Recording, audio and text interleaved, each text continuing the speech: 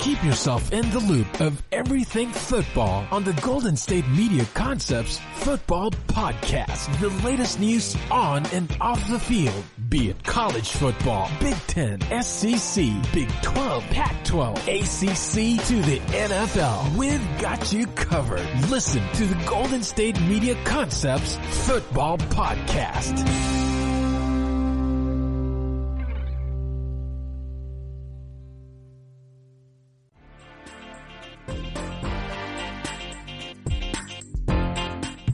Welcome into the GSMC Football Podcast, right here on the GSMC Podcast Network. Yes, sir. The return of football in the NFL is here. We have it started off with Houston Texans and the Kansas City Chiefs. Yes, sir. We love to see it. We love to see it. Actually, the game is on right now while I'm recording this. It's in the fourth quarter, though. It's pretty much over. Kansas City's dominating this game 31-7. Clearly like the same team from last year, dominating team, a Super Bowl contender. And Houston, honestly, has not looked that best in this game. But before I get more into the breakdown, I just want to go over what we're going to talk about for the show today. Obviously, in this segment, we're going to discuss the game, the Thursday night game, the return to football, the feeling of football, the atmosphere, the fans. Because remember, Kansas City is one of the few teams that actually still had live fans and everything that surrounds that. We're also going to talk about my fantasy experience, just in terms of, I understand it's hard to kind of know what the right players to play in week one. You know, because week one, you're kind of going off what happened last year and what you think is going to happen this year. So I want to give some of my own fantasy advice. I'm not a fantasy host like my boy Ethan, but I know something about it a little bit, you know. So I'm going to give y'all some advice if you're interested in that in the next segment. And then for the rest of the show, we're going to give my week one predictions and breakdowns of each game, who I think is going to win and why. And obviously, like I said, it's the first week of the season, so there's still a lot of things we don't know for sure. So a lot of these predictions are based off what you think are going to happen, what it looks like is going to happen. But we'll see how it looks when we all get people out there on the field at one time. So let me talk about this game right now, currently going on between Houston and Kansas City while this is being recorded. So basically, this game is pretty much over. Unless Houston reels off, they would have to reel off about, almost 25, I believe, points unanswered in 10 minutes. It's not impossible, but it's just the way their offense has played this entire night has been good. And I'm going to talk about Houston first. Houston, obviously, they have a new offensive coordinator. They traded DeAndre Hopkins. They still have issues on the O-line. Now, I will say a bright spot in this game and a bright spot for this offense. David Johnson has played well in this game. He looks like some of the old David Johnson that got him the big contract that looked like a mistake after he got hurt 2 years after that. You know, he's had a good game. You know, he scored a touchdown. Listen, since this is going on, I don't know if it'll be the only touchdown they score because, you know, obviously, I guess I'm still watching it live, so if something happens that's big, I'll maybe mention it on the podcast, but, you know, he's played well. You know, he's done some stuff out of the backfield and in the running game. And also, it does seem like this Houston offense has changed. It's more of a methodical, you know, get everybody involved, move it down the field, run the ball kind of offense. Where before the offense usually was a big play, deep bombs, DeAndre Hopkins, you know, big play offense. And if this is the way the offense is going to look methodically, Houston's going to have a long year. And Deshaun Watson is going to have a long year. So this doesn't look good. It doesn't look good. But like I said, it's the first game. Don't want to overreact. Houston can bounce back next week and have a great offensive game. But at least in this game against Kansas City, they have not played well at all. Obviously, we have to give credit to Kansas City because Kansas City's defense has played well. And the thing about this game is they're starting some rookie corners out there, young guys, and they're able to handle these receivers of Houston. Because honestly, the three top receivers, Will Fuller, Kenny Stills, and Brandon Cooks, that's not a bad three receiving core. Like, that's not a bunch of scrubs. Like, those guys can make some plays. But in this game, they've really been neutralized. And the young players of the Chiefs have played well. I also think that looking at in terms of the Chiefs, Clyde Edwards-Helaire has had a big night tonight. Over 100 yards, a touchdown. He is definitely everything they expected him to be. And it really shows. Because they're a really good team.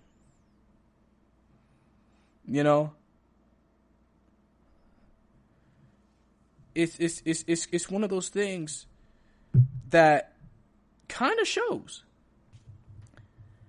But yeah, it doesn't look good.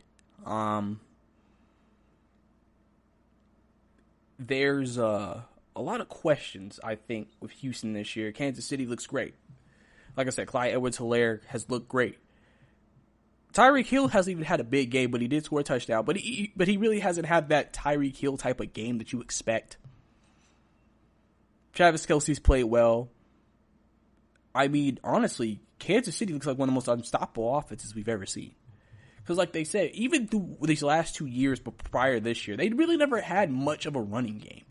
They had a running game with Jamal Charles and okay, if we're talking about the Alex Smith years they had a running game. Now with Patrick Mahomes as the starting guy, they really never had a running game either year. But they always had running backs who could catch, so they were still effective. And this may be the first year, especially with Edwards-Helaire, that they may have a legitimate running game. And that just makes them so much more dangerous.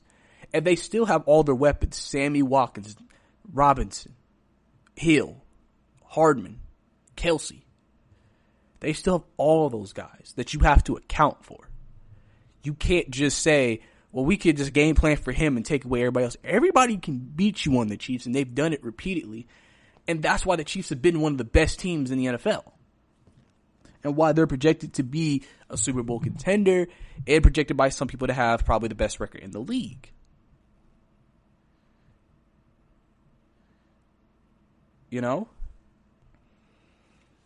And it's to be shown because they have played well. They really came out here and outplayed the Houston Texans.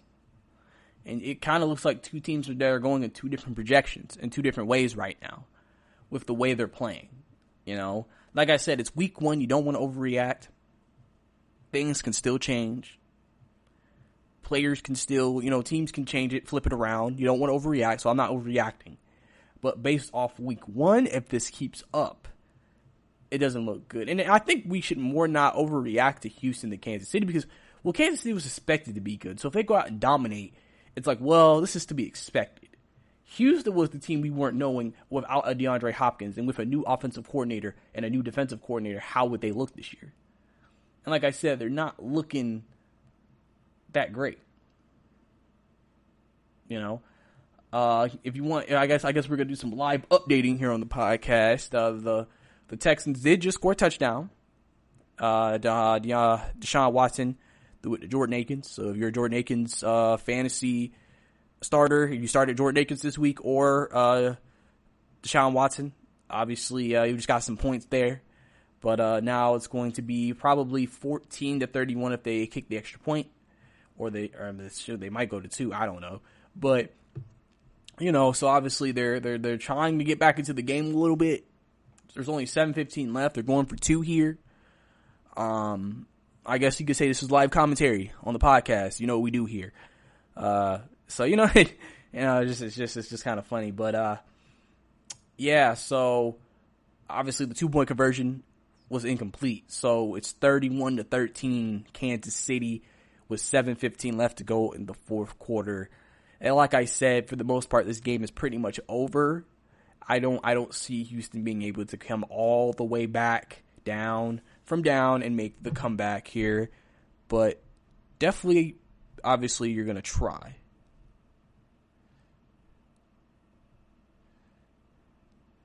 And so you really didn't see it with the whole game. Just really domination for Kansas City from start to finish. Like I said, Houston had that quick 7-0 lead, but 31 unanswered.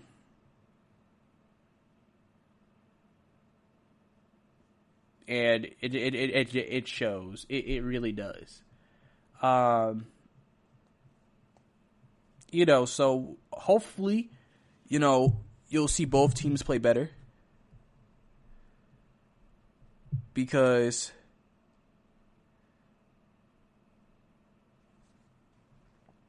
and so on and so forth. So, like I said, key takeaways, Clyde Edwards-Helaire looks like a big plus for Kansas City moving forward. Looks like a big, shining, bright, new toy for Andy Reid to use in this offense. Obviously, he's on my fantasy team, so obviously that's fantastic that he's having the night he's having. Just basically, playing well. Patrick Mahomes looks like he's back in action. Looks like he's still as great as ever. He still looks like he's playing at a high level. Looks like he'll probably be in for another great Pro Bowl season. The wide receivers also look fantastic. And they're playing at a great level. So, and defensively, they look almost as good, if not better, than last year. Because I always say Kansas City's defense had some great up-front interior linemen, like obviously Chris Jones. And they had playmaking in the back end with Tyrann Mathieu. But this was a very complete defensive performance from all levels, I think. They were able to get the ball ran on them a little bit by Houston. But obviously, it didn't really make too much of a difference in the game. But you're definitely going to probably see people try to use the formula of run the ball, keep the clock, keep the ball away from Patrick Mahomes. Just make sure you capitalize on possessions, and hopefully your defense can get some turnovers and make enough plays to be able to beat this team. Because you're going to have to score to beat Kansas City. This is not a team that you can just come into and just beat them. That's just not how it's going to be. On Houston's side, Deshaun Watson didn't look great, but I'm sure he'll be better. Obviously, working in a new offense, especially with no mini camps, and really the only time you really actually practiced together was training camp, I'm not actually honestly surprised at also the offense that did start this slow. I think this is just maybe a potential what you're going to see for a lot of offenses that are new, because they've never really had a chance to actively on the field in game situations execute this offense. But they can still be better. They can still improve. It's just week one. Like I said, that's why I said on Houston's side, you don't want to overreact. David Johnson looks like he might be a steal potentially in this trade. If he gets back to his old form, you basically have gotten you a player who isn't a wide receiver. But if they can get this offense going, you have yourself now that runner who can make a difference. And then the receivers on the outside can make plays. And this offense still could be a good offense, but just a more spread around offense. But like I said, same as always, Houston's offensive line has not been that great. Fulton, a guard on Houston, has been getting tore up tonight. They might need to look into that position, maybe trying to switch that up, because that's not looking good. Defensively, it's hard sometimes to make a defensive evaluation against Kansas City, because they're going to literally score 30 on any defense. So it's hard to sit here and say, oh, well, the defense isn't good. But, based off the performance, the defense is still an issue. There's still issues, and there's still going to be problems that Houston has and will have going forward. And, we'll have to see how it goes. But, so that's pretty much the update on the game. Houston is currently driving again. Like I said, I don't think the result's going to change, so I can firmly say that Kansas City is probably going to win this game. And that's how we're going to open up our season. So thank God for football. Football is back, and now we can enjoy it all together once again. And obviously, what we'll do here on the podcast, cover it all for you. But that's all the time we have here for this segment. Coming up next, I'm going to give y'all some fantasy advice on how to approach week one and the rest of the fantasy season. All that right here and more on the podcast. Listen up, sports bettors. This is Brice, here to tell you about my favorite sports book, and that's BetUS. Football, basketball, and baseball are all back, and that means it's time to get down your bets. I only endorse one sports book, and that's BetUS.com. Why, you ask? BetUS is the pioneer in online betting with more than 25 years in the biz. You need a sports book with integrity and longevity, and you need to know that you're going to get paid.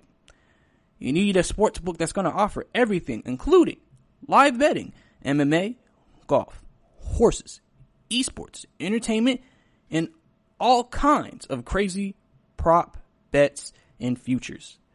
Call today at 1-800-MyBetUS. That's 1-800-MyBetUS, and they will talk you through getting started. Nobody in the industry gives bigger bonuses than BetUS. Join now, mention GSMC, and you can get up to 150% in bonuses on your first deposit. Nobody beats that. I bet at BetUS, and so should you. Join BetUS today. That's betus.com or call 1-800-MyBetUS. Mention GSMC to get 150 in bonuses on your first deposit.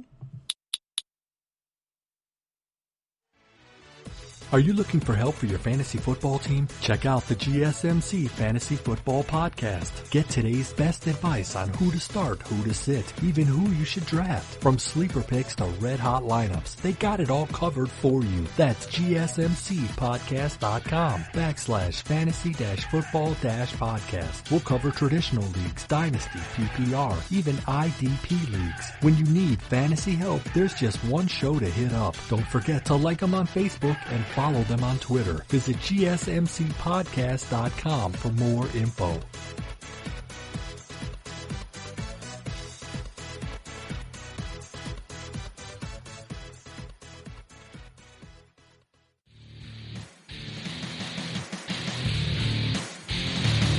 Welcome back to the GSMC Football Podcast. Last segment, we obviously broke down the exciting opening night of football between the Houston Texans and the Kansas City Chiefs, obviously, since football is back. Very exciting to see, that. Also, obviously there's games going on around college as well. I believe Miami, the U, is playing the night against UAB. So obviously, if you're also a college fan, you got college football actually technically started 2 weeks ago. And then technically this past weekend, but that was more Group of 5 schools. And now the Power 5, or the Power 3, really, who are left, are now starting up their seasons. I believe the SEC is not starting until next week, but this week, the Big Ten, and not the Big Ten, but the Big 12 and the ACC are playing this weekend. So, obviously, all types of sports across the spectrum, really, because you have baseball going on right now, NBA going on right now, NFL going on right now, soccer going on right now, hockey going on right now. It's crazy, man. If you're a sports lover, you have plenty of sports to watch on a daily basis. There's never a day where you don't have any sports. So, it's obviously a very exciting time in sports history, but obviously this is a football show, so we got to keep more football. So I'm just switching it up on this segment right here. Now, obviously, listen, at the GSMC Podcast Network, we already have fantasy analysts here for podcast shows. My friend Ethan, who also does the show with me on Tuesdays, also has a fantasy podcast. So that's usually their job. But me, I also play fantasy, and I have some fantasy advice to give myself. So this segment I'll spend basically talking about not necessarily, I guess, who to start, who to play. I mean, I guess a little bit of that. But kind of like the week 1 challenges of playing fantasy in week 1. Because week 1 is like the most unknown, unsure, I think part of the entire fantasy season you're going to have. Because everything that you're making a decision off of is based off last year and based off what you think is going to happen.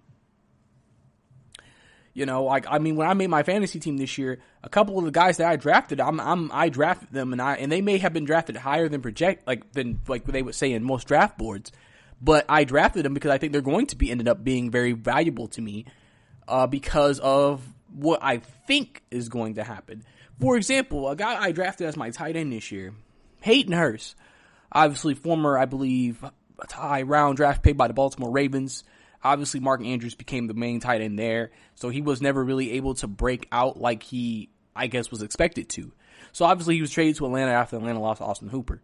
And, he's not projected high in tight end land. But even fantasy experts are saying, even though it's not saying it with his projections right now, he could have a pretty big week, potentially, in a big season, because if you think about it, one thing I know, knowing my Atlanta Falcons and knowing Matt Ryan loves going to his tight ends. Even when we had Jacob Tamme, not even the most dynamic tight end. He went to Jacob Tamme a lot. He will go to the tight end a lot, regardless of who it is, because he really truly uses the tight end as a safety blanket for him. That's why since Austin Hooper had actually great receiving skills, that's why that combination was so deadly. And obviously now Hayden Hurst is the guy at tight end. So I'm thinking to myself, well, I know Matt Ryan likes going to tight ends. So Hayden Hurst is probably going to have plenty of chances to get a few catches and a touchdown this season because of I know how Matt Ryan goes to his tight ends. And if he becomes the tight end that people thought he would have became, then obviously that's a steal for any fantasy draft owner. So that's one example of just like potential. Also, I drafted Blake Jarwin because I know him and Dak. They've always said him and Dak have had better chemistry than him and Jason Witten. He went to kind of Blake Jarwin a little bit more than Jason Witten, even though Jason Witten was the starter. So to me, now that he's the number one tight end, that might lead to more receptions and stuff for Blake Jarwin. So you see what I'm saying? But that's based off what I think is going to happen. Because I'm thinking that that's what's going to happen. This season, they could both lay eggs and still not really get money targets. Or the second or third tight end on the respective rosters could break out and then take the targets from them. So it's kind of one of those things where you kind of have to, I don't want to say you're guessing, but there's not a absolute guarantee. And I think it shows. I think it shows, example, another with my fantasy draft, I drafted 3 rookie running backs. I drafted Clyde Edwards-Helaire, even though a lot of people are expecting him to have a great fantasy season because he's in Kansas City's offense. I drafted Deandre Swift, who right now is dealing with injuries right now. So if you drafted Deandre Swift, his projections are probably not high at all this week, and he probably won't get a lot of touches. But overall, even with signing Adrian Peterson, a lot of people are expecting DeAndre Swift to be the main running back in Detroit. That's the reason why I drafted him, because I'm thinking he's going to eventually become the main running back, which means if he becomes the main running back, he'll get the bulk of the carries. I know, obviously, being a UGA fan also, what he can do receiving and rushing wise. And so I know, hey, if Detroit really wants to be a running football team, that's going to give DeAndre Swift a lot of chances to break out this year. And if he breaks out, that's great for me. I found me a running back. Also, Jonathan Taylor, potentially. Some people think he might overtake Marlon Mack this year. I drafted him for that. Just in case, it's going to be a 2-back duo the whole year. I'm not saying it's not, but I definitely think he's going to make some plays. And so I think that's for me. That's why, week 1 is kind of weird. Because like week 6, week 7, week 8, you'll kind of have an idea of most fantasy players and what they are going to be throughout the season. Obviously, you can still have breakout stars late, but you kind of have an idea of where people will stand in the fantasy land. That's why you make the adjustments according to who's doing well and who isn't. Obviously, if people get hurt, making those replacements. It's really big for that. Even with defenses. Here's an advice for fantasy guys who play with defenses. When you draft a defense or you draft 2 defenses or however your philosophy is,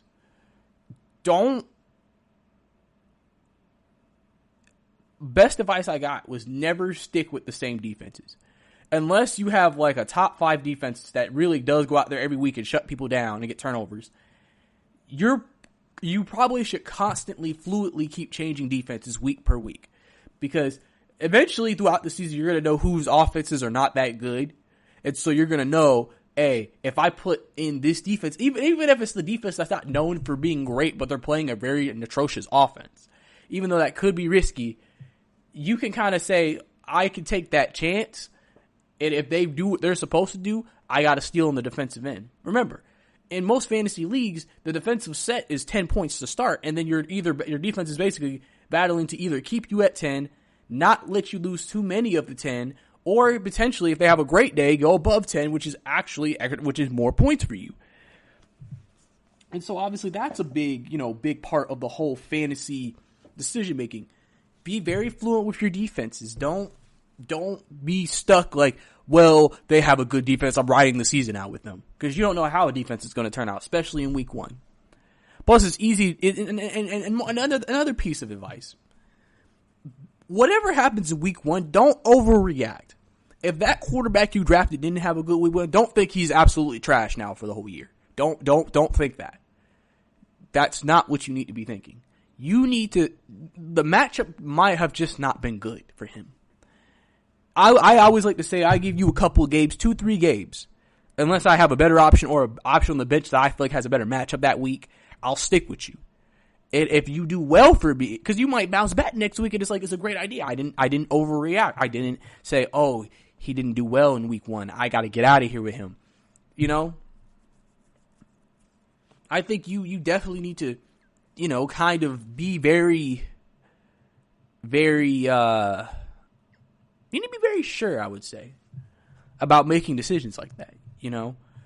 Because maybe he played a really good defense and he didn't play well if he's a quarterback. Then he's playing a lame duck defense the next week.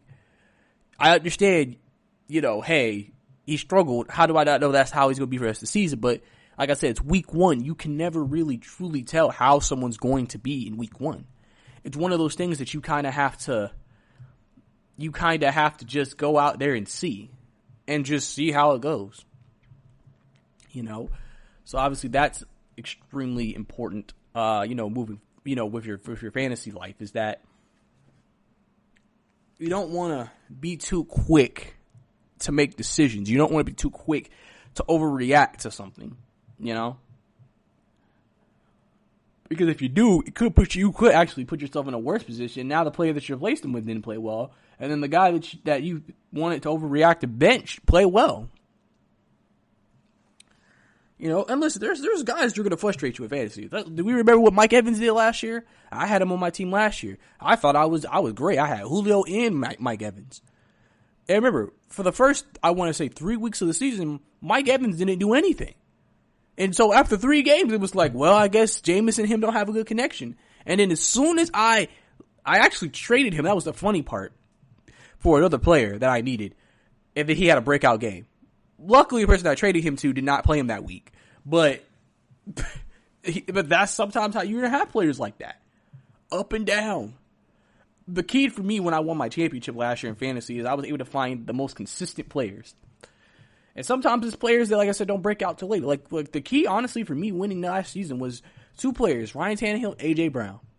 Remember, nobody had Ryan Tannehill on their team. And even when Ryan Tannehill started to put up numbers, a lot of people, like with quarterbacks especially, you kind of just stick, especially that late in the season, you kind of stick to who you got. If you have a top quarterback or a good quarterback who puts up 18, 19 points a game, you're not necessarily thinking, oh, I need to go out of my way and pick up Ryan Tannehill. But Tannehill had a great regular season in numbers and fantasy points. He was averaging almost over 20 a week. Between 20 and 25 a week. He even had a 30 week because he would score some on the ground. And I picked up Tannehill, and then I got his running mate A.J. Brown, because surprisingly nobody picked up A.J. And those guys really blew up to me. A.J. had big games. You know, I partnered with Julio. I got a consistent second receiver. Ryan Tannehill started giving me 20-plus weeks, 20-point-plus weeks. And then, you know, I had Nick Chubb, Leonard Fournette. Like, I mean, realistically, like, I had a lot of consistent guys who were able to do it for me, and that was able to get me over the hump.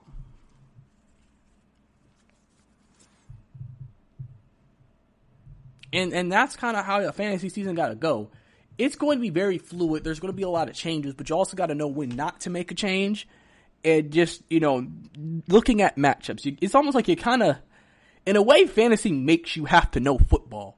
You know, like, you have to know, like the X's and O's in a way of, like, okay, thinking of matchups, I look at him, okay, they have him. Because some people are going to look at it, well, you know, his name is Julio. Julio's unstoppable. Julio get 20-plus every week. But don't realize sometimes Julio don't have them type of games. Or Mike Evans, or DeAndre Hopkins, depending on the matchup. Maybe there's a corner that has a certain receiver's number. If you think about Mike Evans against Marshawn Lattimore, he has not played well against the Saints the last 2, well, at least last year. Ethan says it all the time. I mean, so you clearly know that sometimes the matchup may not be the greatest. And if you know you have a better matchup somewhere else, don't be scared to take it. Luckily for me, the strength of my team this year is 4. I have 4 wide receivers: Stephon Diggs, Julio, Kenny Golladay, and Taj Boyd. All of them are 1,000-yard receivers. So, you know what I'm saying? Like, is a pick. It's just whoever has the best matchup that week. Julio will probably be a guy who I always keep in there. I usually put wide receivers in my flex. So it's going to be picking the best two from that combination of three every week.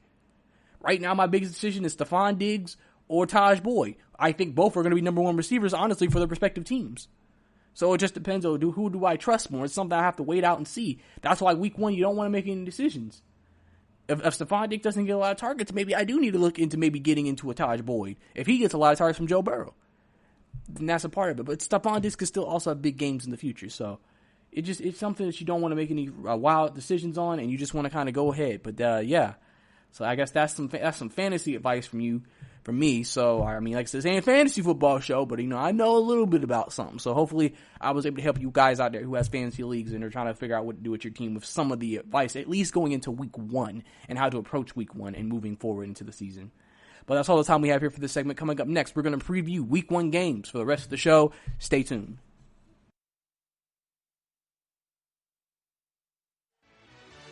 Check out the show that's built on the MMA. From the UFC to extreme cage fighting, they got the fights covered. Check out the GSMC MMA podcast. Get the latest news on past or upcoming fights. Join us as we talk to and about some of the biggest names in the MMA, past, present, and future. When it's the fight game, there's just one show to check out. GSMCpodcast.com/MMA-podcast. Don't forget to like them on Facebook and follow them on Twitter. Visit GSMCpodcast.com for more info.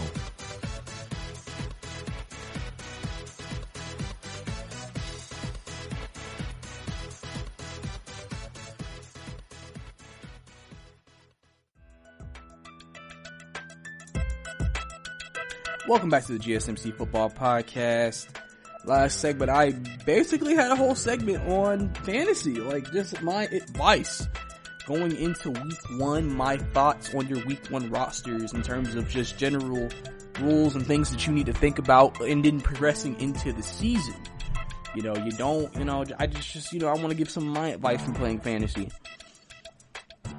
And obviously I just want to let y'all know, like I said, don't overreact to what happens in week one. Week one, you don't really know what's going to happen. You're only going off what you knew from last year and what you think is going to happen this year. It's easier in the middle of the season when you kind of have an idea of what's going on instead of like, oh yeah, I think he's going to have a breakout year, and then he ends up being a complete bust for you. So, I just want to help out with that. But now we're going to get into some conversation, some talk about who I think is going to win this week. We're going to do week one predictions for the rest of the show. So we're going to go ahead and get into it right here. We're going to try to probably get through most of the 1 o'clock games, hopefully. But we'll see where we go. Like I said, we have the rest of the show to do this, 30 minutes. So, we have plenty of time. But the first game we're going to get into is the Miami Dolphins and Ryan Fitzpatrick going to Foxborough to play the New England Patriots. Right now, New England is favorited in this game. And so in this game, obviously, the storyline. New look Patriots. Cam Newton, back in the league. Well, he never left, but, back starting in the league. New start, Bill Belichick, no Brady. New England's a completely different team. A lot of people are wondering how good is New England going to be this year. Obviously, a lot of questions surrounding the Patriots. Miami, team with a lot of optimism. A lot of new additions this year. Brian Flores, very up-and-coming head coach, a lot of people feel like. Obviously, we won't see to it yet, but, Ryan Fitzpatrick was able to play well at the end of last season. It was one of the reasons why the Patriots could not get a week one bye when they beat them in week 17 in Foxborough. So, obviously, there's a lot of applications to this game. Very interesting game, I think. If I had to give a prediction in this game, I think I'm going to go with Miami to win in their first game. Like I said, New England's favored, but I think one of the reasons why is because Miami is, to me, a team that you're not 100% sure what they're going to be, but you kind of have a feeling that they either could be really good or they could be average. or maybe even bad, depending on what happens. You know, some people have even predicted Miami to win the division this year. They think they're going to be better than what people expect. So, it's really just comes down to whatever you're feeling about both rosters. Obviously, we know about we lost 9 players, lost Brady. You know, Bill Belichick trying to, I guess, prove that he doesn't need Brady to win. I mean, they're going to bring that storyline up, I'm sure. It's going to be very interesting to kind of see what happens with it, and it'll be exciting to see this game play out. In the next game, my Atlanta Falcons are playing the Seattle Seahawks. And this is going to be in Atlanta at Mercedes-Benz. A lot of people are expecting this game to be a high-scoring game because both teams' defenses are questionable. Obviously, we know both teams have offensive weapons. You know, Seattle and Atlanta have always been great games. They've always, to me, it always feels like those games are... the two games I feel like it's just like, you know, those games are going to be like, okay, yeah, this is a real game like that. Is usually when the Panthers and Seattle Seahawks play, because those are usually always slow scoring, like grinded out, physical ball games. And then Seattle's like, and the Falcons are usually like mid to high scoring, you know, up and down, track meet type of games, you know, Battle of the Birds kind of games. You know, they're very exciting games, you know. Obviously, I'm going to go with my Falcons here. Not because it's a homer pick, but I actually do think, I know a lot of people are very unsure about the Falcons this year because a lot of people are saying they look like an 8-8 team. And some people even think they're going to be the worst team. I just think, listen, this could be Dan Quinn's last year if he doesn't win. And I know the NFC South is extremely difficult, but this is a big game for them. If they come out with beating a team like Seattle in week 1, that's going to give them great confidence going into their season and potentially maybe set the tone for them having a winning season and getting back into the playoffs or into the playoff hunt. Because again, that 7th playoff spot could be a big factor for them at the end of the year and could be what saves Dan Quinn's job. In the next game, Bears and Lions. Obviously, this is a game of two teams who aren't expected to do a lot this year. Both teams are not even expected to be in the playoffs. But they have a chance to start their season off on a good note. Obviously, we know Detroit, Matt Patricia's on the hot seat. 2 bad years. But there has been some optimism around Detroit. People think they have talent. They have offensive talent. They got running backs. Matthew Stafford, even though he's never done anything great, has had great seasons. Defensively, they're getting better. There is some optimism. Detroit could even be a very, very slight surprise team. They're favored to win this game. Chicago, obviously, a lot of people have been criticizing them for going ahead and starting Mitchell Trubisky again. A lot of people feel like and thought the Mitchell Trubisky experience would be over. But instead, we're getting him in week 1, and people wondering if that's a good move. But I mean, I think this is the right move because listen, you got Nick Foles. If Mitchell messes up, you're going to bench him. And literally, it's funny because I was watching something and somebody said if they didn't start Mitchell Trubisky, his career would be over in Chicago. This is literally his last chance to prove. Like, literally his last chance. If they have to bench him for Nick Foles, you know he's out of there. So, it's basically just putting pressure on Mitchell Trubisky to be good. But Matt Nagy, if they don't play well this year, could also be fired. So both of these teams could both be head coachless by the end of the season, depending on how their seasons go. But I'm gonna go ahead and go with Detroit in this game. I think they're gonna pick up the week 1 victory. I think it's gonna be a low scoring game though, because both teams, I think, defensively are gonna come out and, you know, play well against two offenses that are not really that great on paper.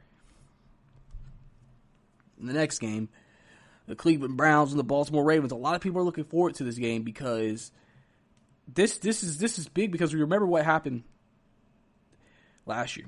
Baltimore obviously is the team that everybody expected to be a Super Bowl contender. Obviously, they're considered one of the best top 2 teams in the entire NFL.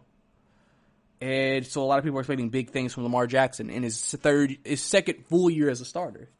The Browns, on the other hand, are looking to rebound from last year. They have a lot of talent, if not just as much talent as Baltimore.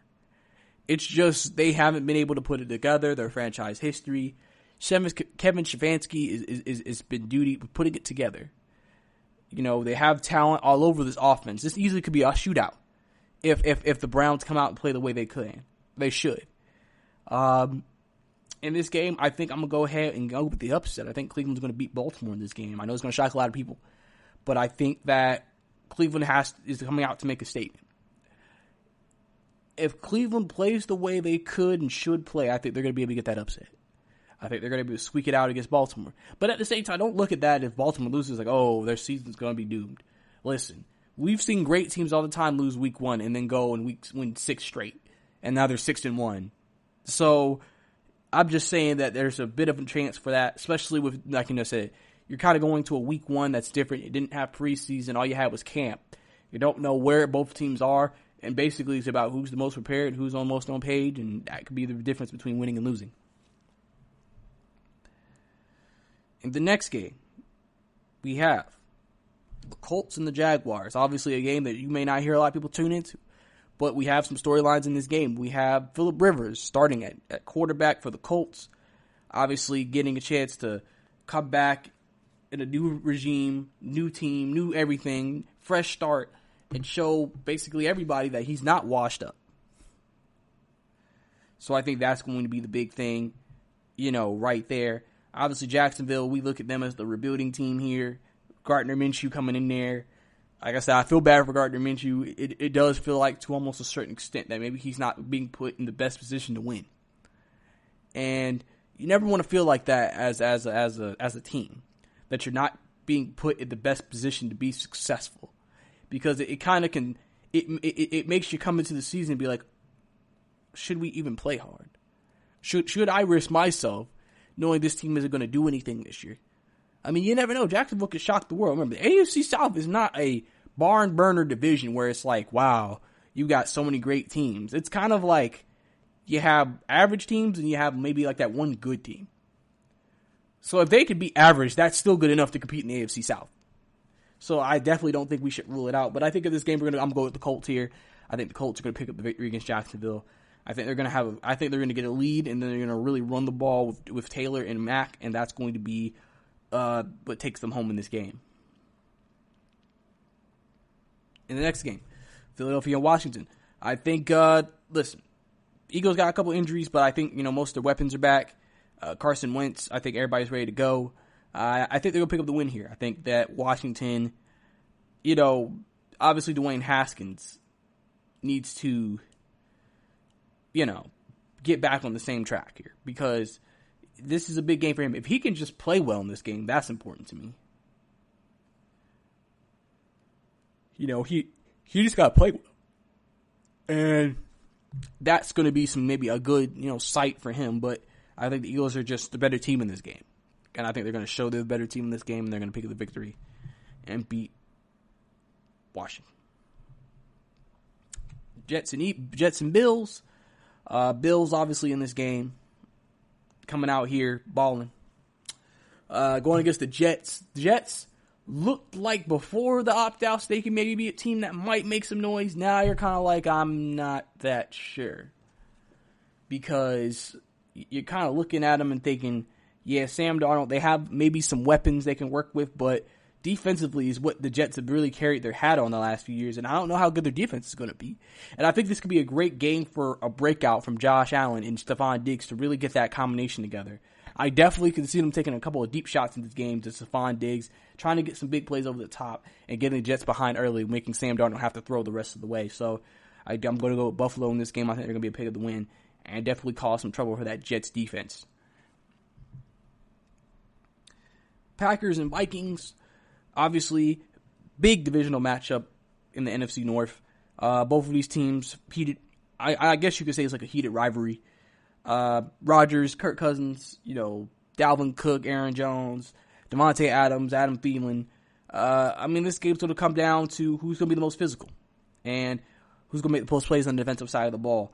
I'm going to go with Green Bay in this game, actually, to come out with a victory. I know the Vikings are favored, but I think Green Bay, after all the stuff that's happened this offseason, to come out a little motivated, especially Aaron Rodgers. Aaron Rodgers, I could definitely see him being extremely motivated. And I could see him really trying to tear the league up and tear this game up because of that fact, saying, oh, y'all want to replace me? Well, let me show you why you shouldn't. And listen, at the end of the day, as long as he turns that into competitiveness that can help the team Ain't no reason for, hey, get mad all you want, man. That's all you need. But yeah, I'm going to go with Green Bay to win that game. And then our last 1 o'clock game, Raiders and Panthers. Obviously, both teams are kind of projected to be last in both of their respective divisions, but also both teams have talent. So, and especially on the offensive end, you got Christian McCaffrey, Josh Jacobs, Teddy Bridgewater, Derek Carr. I think this would be a very interesting game to watch to me. I think this game has a lot of things that could, potentially open up and be great. So I think that in this game, it's just going to come down to who can run the ball the best and who make more plays and whose defense is going to step up. Both defenses are question marks, so we'll have to see.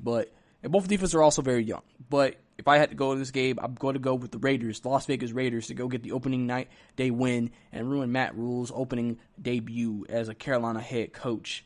But, every obviously can go either way. But that's all the time we have here for this segment. Going into our next segment, we're going to finish out giving my predictions on the rest of the Week 1 games. So stay tuned for that. Check out the show built around the women of MMA. From the UFC to the extreme cage fighting, we got the fights covered. Listen. It's the Golden State Media Concepts Women's MMA Podcast. The latest news of upcoming fights, discussions of previous matches. Join us as we talk to and about the biggest names in women's mixed martial arts, past, present, and future. When it's the women's fight game, you know where to listen to. The Golden State Media Concepts Women's MMA Podcast.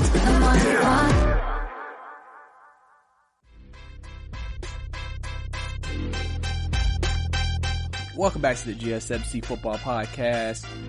Last segment, we were breaking down the 1 o'clock games in terms of Week 1 predictions, all my Week 1 predictions, and why I think the teams are going to win particular games, as we have a great slate of Week 1 games, obviously.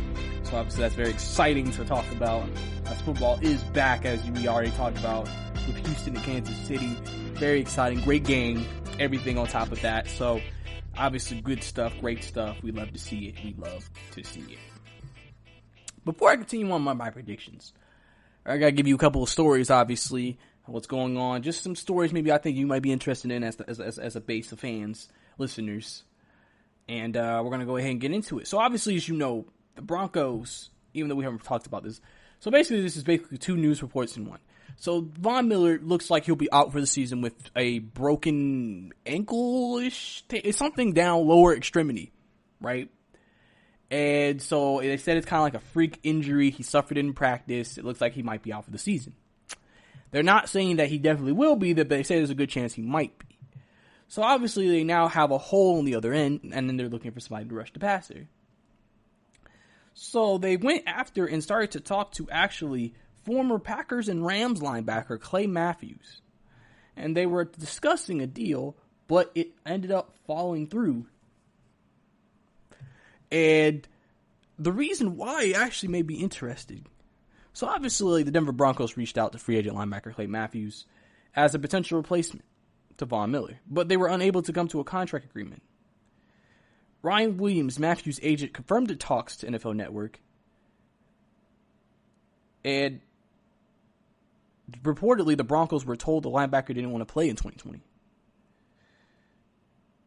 And basically the reason why, in a statement by the agent of Clay Matthews, and why he decided not to go with the Broncos, is that this is what he said, and I quote, "We recently had communication with the Broncos as we had with other teams during this offseason.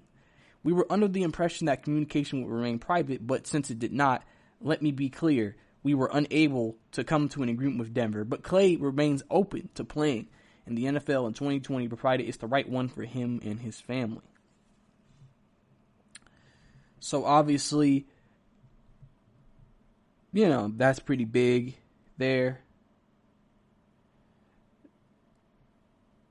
And that should tell you a lot, really. I mean, really, it really should. It should tell you a lot.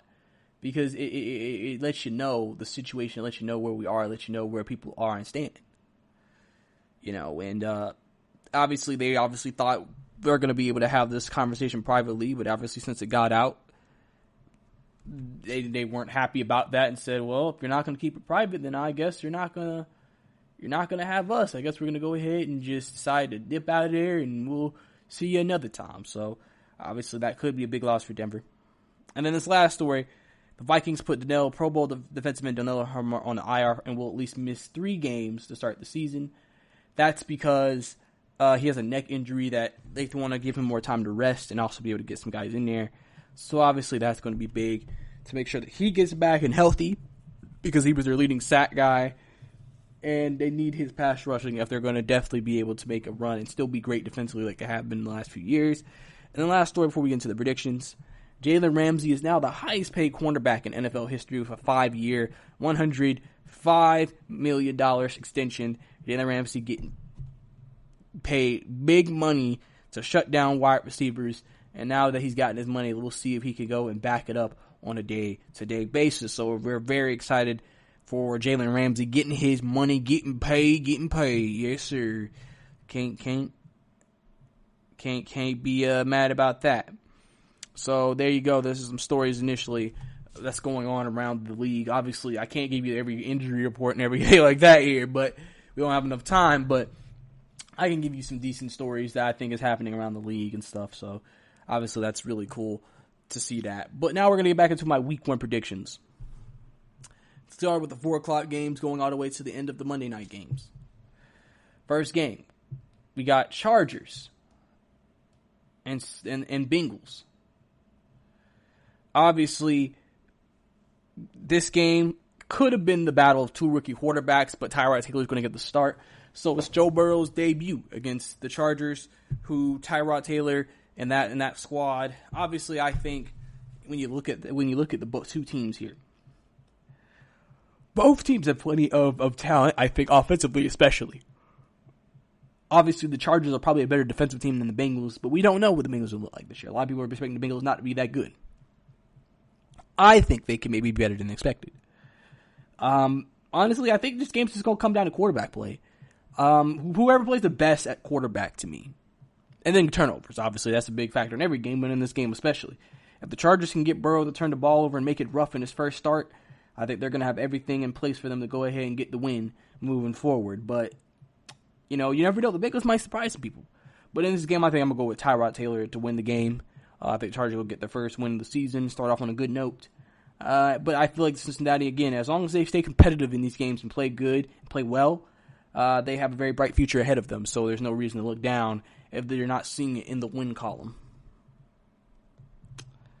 But next game, obviously America's game of the week. Primetime slot, almost, basically. It's funny. The Fox America's game of the week is like literally like it's like the game that's like the primetime game for Fox, but like not primetime because not everyone's going to see it, but like most people are going to see it, So, yeah, but obviously the game that a lot of people have been talking about, Tampa Bay and the Saints. Tom Brady, first game as a Tampa Bay Buccaneer, going against Drew Brees. And then the Saints, going to be in the Superdome in New Orleans. It's going to be weird not hearing the Superdome be as loud as it can be. I'm sure, like I said, there will be some piped-in crowd noise. But it's not going to be the type of atmosphere that Mercedes-Benz Superdome could be. Obviously, this could be a very high-scoring game. But this also could be, I think, also one of those, like 21-21, 24-21 games as well. Because both team has defensive talent as well. And so, to me, it can go either way. Obviously, this is going to set the tone for, I think, both of these franchises. Because, obviously they know, like, you're going to be our challenger. You're going to be what we have to go through to win this division. And in their initial start of the season. So, in this game, I think I'm going to go with Tampa Bay to pick up the victory. I think Tom Brady's going to have a great debut. I think he's going to make some big plays to Gronk in them. And I think they're going to make more plays than one of the Saints and get a win here. So, Tom Brady's going to start off his debut in Tampa Bay on a win. But it's going to be a highly competitive ball game. Probably one of the best ball games of the whole weekend. Then we have Cardinals and 49ers. Now, last year when these teams play, I always did say that I feel like Kyler Murray played well against them. He was able to make some plays, And, listen, they have DeAndre Hopkins now. He's that big play receiver. I'm sure they're going to put up some points in this game. I think in the second year in the offense, they're going to play very well. Obviously, San Francisco, we have to see if there's going to be any type of a Super Bowl hangover from last year. Obviously, we know their philosophy. They're a run-first football team. Jimmy Garoppolo making good key throws when needed. So it's going to be really down to the 49ers defense versus Arizona's offense. And then we also get to see where Arizona's defense is. Obviously, they weren't great at all last year, but they tried to make some improvements, some upgrades. Obviously, their top pick was Isaiah Simmons from the Clemson Tigers. And we'll have to see if it all pays out and if they can really get into it. Obviously, they're kind of a decent underdog in this game. So I think that's something that really can, stand out, with it because, listen, I think that's something that could really be big here. But I'm going to go with the 49ers to win this game. I think that they're going to come out and they're going to maybe make some plays late in the game to really, go ahead and win. I think this could be a come from behind victory, really, based off the team they're playing. I feel like Arizona's going to score. And I think the 49ers should just make more plays down the stretch for those to be able to get the lead, keep the lead, and win the game. So that's what I'm thinking right now with this game. But I think there could be an upset here. I think the Cardinals could definitely come in here to Levi Stadium, and upset the 49ers. Then we have the Sunday night game between the Rams and them Cowboys. Yes, sir, them boys. So obviously in this game, as you know, the Cowboys have a lot of expectations. Going on the road here, they're expected to be a top contending team in the NFC. Some people look at them as potential Super Bowl favorites. And so that's definitely possible that they could make something shake in a game against the Rams, who are looking to bounce back after having a down year after making it to the Super Bowl the previous year. So Jared Goff has another chance to prove himself.